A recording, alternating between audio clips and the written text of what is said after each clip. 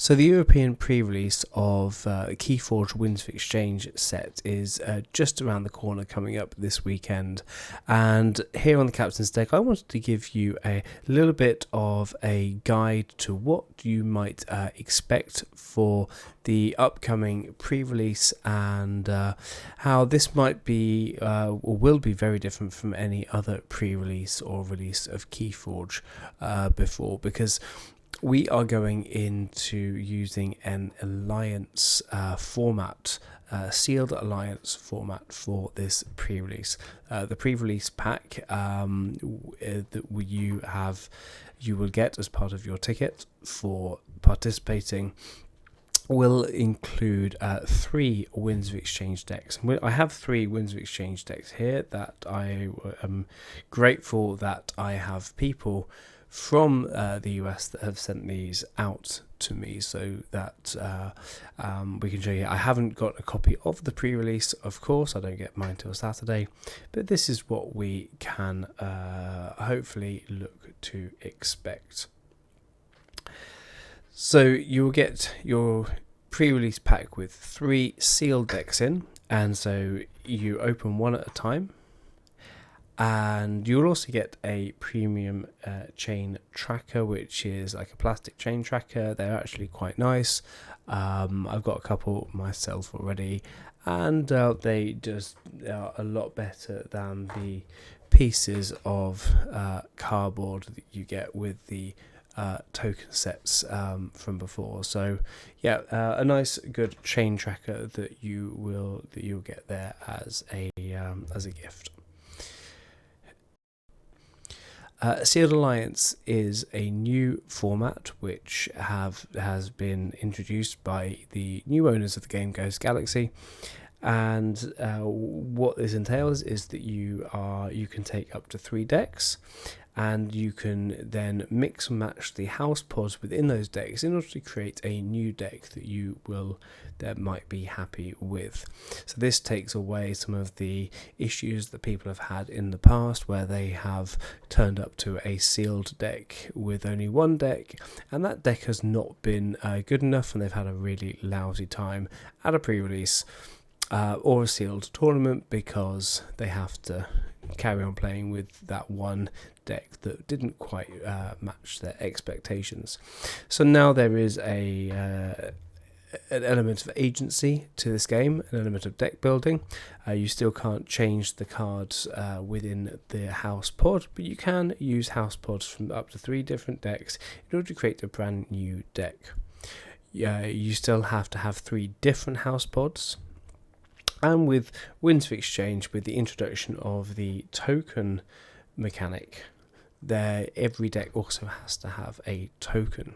If you haven't played Winds of Exchange, or if you've been living under a rock for the last year, the Winds of Exchange deck has its Archon card as normal, with the landscape format here, with your 3 cards, your 3 house pods, and then you also get a token creature. Now this token creature means that when a token is created, every single token creature is this creature, and this will sit next to your Archon card at the bottom of your play area, so that your opponent knows what that token creature is. When you have an instruction from an action card, or another creature or an artifact, or an upgrade that says create a token creature, you will take the top card of your deck and you'll place it into your play area in your battle line, exhausted. If that is what it asks, there is one token creature that does enter play ready, but it comes in as that creature face down, and so this is now this creature. And when you pick the card back up into your hand, if there's an effect that does that, it becomes the card that it should be. If it was discarded, it goes into your discard pile as the card that it should be. It's only ever a token creature when it is in play as a token. from the token creation from the deck. So that's a very important thing to know for that. The back of each of the deck cards, the back of the Archon card, is the same artwork, the same design as we have. Obviously, you have your unique artwork and your unique name. The rest of the cards of the deck, they will have a small picture of the token that is there, linked to the house of that token, so that you know if you are playing the deck as it is, then you know that actually that is that token. So it just helps you know what it is. However, if you are mixing up your houses, if you are mixing up your decks, you will need to use opaque sleeves. I use the Dragonsteel Dual Mats. They are very, very non-see-through.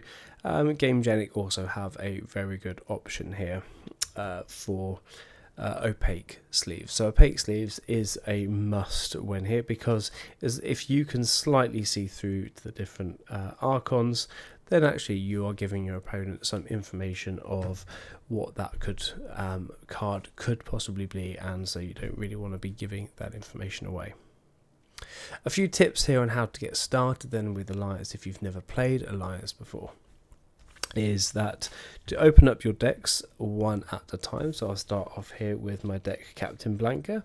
I have my Archon card. I don't need to know exactly what's on the Archon card to begin with, and then I can just put the token aside there. Then I can actually go through the deck, looking out for how many creatures there are, how many Ember Pips, how many ways to raise the cost or steal Ember, or any other type of Ember control. And as I do that, I can put each house pod off to the side, ready to know that for my pod selection. I can do the same with the next deck. The Archon card, we have our token, and then we can look through each individual house to see what there is. So this Brobnar house, Brobnar is actually very good for those of you who remember the Worlds Collide Brobnar fiasco. However, in Winds of Exchange, Brobnar is actually a very good house, and the Brobnar tokens are very good. Berserker and Warrior, they're a couple of good ones to look out for. Brobnar, Sanctum, Saurian, we're looking through here, and so we put these out ready to go, roughly knowing. It's good to take a notebook if you have one as well, just to make a little note of what you have and what you find, and then we'll just pull out our last houses here just so we see. This unfortunately is a Cursed Relic deck. However, the Cursed Relic doesn't actually get that much in the way of this one as well, but maybe with Alliance I might want to swap out the this Equidon deck with this Equidon pod, perhaps. However, I could also think maybe I want to go, okay, I like these two house pods, but instead I think that looking through Saurian, we have a little bit more power here, a little bit more destruction for ball control. Maybe I think that my deck here is missing this, and so I can switch this house pod out, and this deck on the bottom here could be the deck that I think I want to go with. One important thing here when we are selecting our token creatures is that the rules for the token creature that you are able to put into your Alliance deck is that the token creature must be from one of the decks that you have chosen a pod of. So in this instance, if I'm choosing the deck on the bottom here, I can choose the Rebel or I can choose the Berserker. I cannot choose the Diplomat because I don't have any pods from the So there are just some very interesting rules here, and don't forget, when you're creating your deck, you can still only have one of each house in your deck. You can't have duplicate houses. Say, I can't choose both Ecuador houses. I'm only allowed to have maximum one of each house in my deck. Apart from that, you can create the deck how you want. One of the other nice advantages of these casual formats is that if I think that this deck here that I've chosen on the bottom here isn't really working for me, I can switch out that house that I wasn't really pleased with between games and maybe switch in a Brobnar house instead, and I can switch in a one of my other tokens here as well. When I'm ready and I've chosen my deck, I can sleeve it up and play some Keyforge, stacking the rest of the house pods just to the side, just to let you know. Because we're playing sealed, your deck list is still very private. This is both the same with Sealed Archon and Sealed Alliance. You can show the houses that you have chosen, but your deck list is completely private to you, and your opponent does not have that information. So that's something really interesting to know. However, we're here to have fun.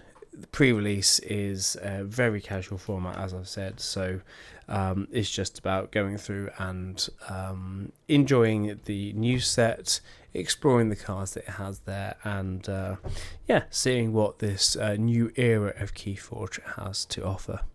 I hope that's everything that you will need in order to get into your Keyforge pre-release this weekend. If you have never played Keyforge before and you want to, I will link a good how to play Keyforge video from in the show notes. However, find your nearest pre-release, go and get involved, and for those of you living in Sweden, if you want to come along and play Keyforge with me this Saturday, my pre-release will be at the Manatorsk in Skövde, and that's starting from 10 a.m. If you don't know where that is, get in contact with me, and it will be really, really great to see you there in one of my favourite shops. That's Manatorsk in Skövde. So I hope to see you there. Enjoy yourself, forge on and prosper, and we'll see you next time.